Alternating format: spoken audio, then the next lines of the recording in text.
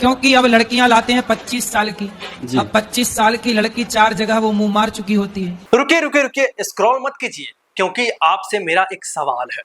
अगर कोई धर्म गुरु जो लाखों लोगों का मार्गदर्शन करता है अचानक ऐसी बातें कहे जो महिलाओं का अपमान करे, तो आप क्या करेंगे? चुप रहेंगे या आवाज उठाएंगे?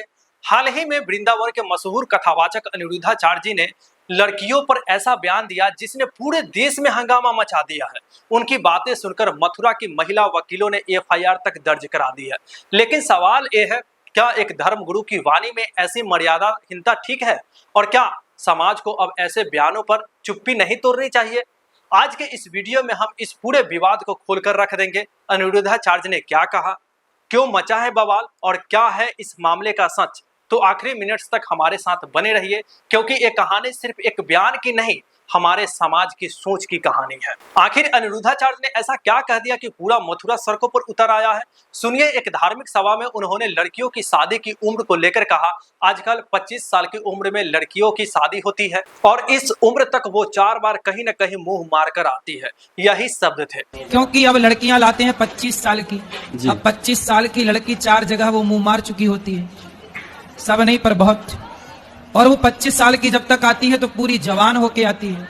जब जवान होके आएगी तो स्वाभाविक है कि वो अपनी जवानी कहीं ना कहीं तो वो उसकी जवानी फिसल जाएगी या जाएगी। अब जरा सोचिए, एक कथावाचक जिसके लाखों भक्त हैं, जिसके प्रवचन यूट्यूब पर वायरल होते हैं, वो ऐसी बातें कहे। ये सिर्फ एक बयान नहीं बल्कि पूरे समाज की महिलाओं का सम्मान पर भी सवाल उठता है।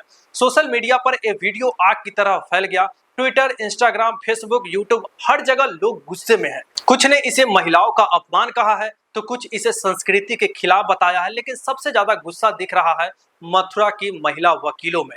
दोस्तों, अब बात आती है मथुरा की बार एसोसिएशन की। जब ये बयान वायरल हुआ तो मथुरा की महिला वकील चुप नहीं रही।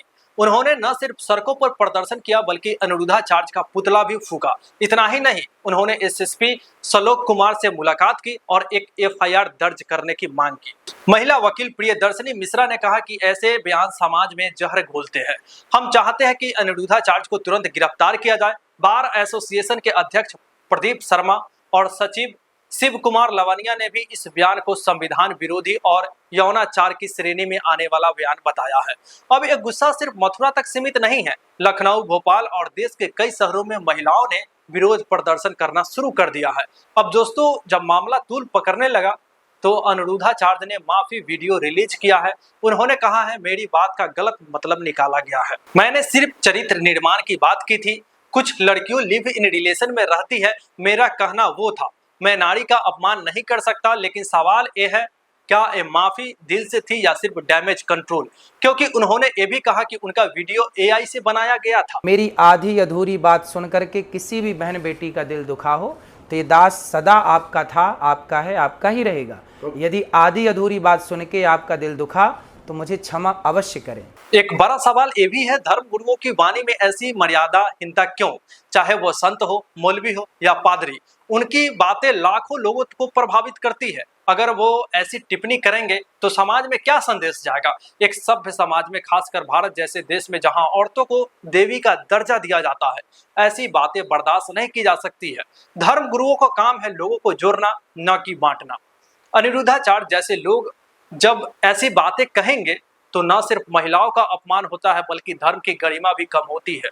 और ये सिर्फ अनिरुद्धाचार्य की बात नहीं, पहले भी कई विवादों में फंस चुके हैं। लेकिन सवाल यह है, क्या हमारा समाज अब ऐसा बातों को नजरअंदाज करना बंद करेगा या फिर हम चुप रहकर ऐसे बयानों को समान मान लेंगे? आपके हिसाब से धर्म गुरुओं को अपनी वाणी में कितनी मर्यादा रखनी चाहिए?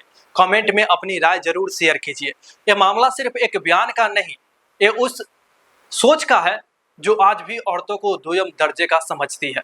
भारत में जहां हम नारी शक्ति की बात करते हैं, वहां ऐसी टिप्पणियां हमें पीछे ले जाती है। मथुरा के महिला वकीलों ने जो किया वो एक मिसाल है। जब बात सम्मान की आती है तो चुप रहना कोई ऑप्शन नहीं है, लेकिन ये जिम्मेदारी सिर्फ उनकी नहीं, हम सबकी है। अगर हम चाहते हैं कि हमारा समाज सभ्य बने तो हमें हर उस आवाज के खिलाफ बोलना होगा जो औरतों का अपमान करती है। ये सिर्फ औरतों की बात नहीं है, ये हर उस इंसान की बात है जो सम्मान का हकदार है। अगर हम चुप रहें तो कल कोई और बयान आएगा और फिर कोई और।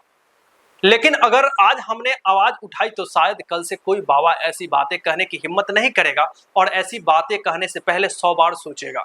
अब वक्त है बदलाव का। अनिरुद्धाचार्य का बयान एक मौका है कि हम अपने समाज को आईना दिखाएं।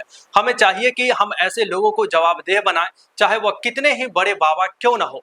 इसलिए मैं आपसे 3 चीजें करने की अपील करता हूं। इस वीडियो को लाइक और शेयर कीजिए ताकि ये बात हर उस इंसान तक पहुंचे जो बदलाव करना चाहता है।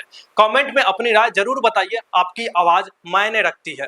सोशल मीडिया पर #respectwomen's और #मैटर जैसे मुद्दों पर बात कीजिए। और हाँ, अगर आपको लगता है कि ये मुद्दा जरूरी है तो अपने दोस्तों, परिवारों और हर उस इंसान के साथ वीडियो को शेयर कीजिए जो एक सभ्य समाज का हिस्सा बनना चाहता है। और हाँ, अगर आपको लगता है कि ये मुद्दा जरूरी है तो अपने दोस्त, परिवार और उस हर इंसान के साथ वीडियो को शेयर कीजिए जो एक सभ्य समाज का हिस्सा बनना चाहता है। दोस्तों, अनिरुद्धाचार्य का ये विवाद सिर्फ एक खबर नहीं बल्कि एक सबक है। ये हमें सिखाता है कि वाणी की ताकत कितनी बड़ी होती है और उसका दुरुपयोग कितना खतरनाक होता है। आइए हम सब मिलकर एक ऐसा समाज बनाएं जहां हर औरत, हर इंसान का सम्मान हो। अब मिलते हैं अगले वीडियो में, तब तक अपनी आवाज बुलंद रखिए और सम्मान की लड़ाई में साथ दें। जय हिंद।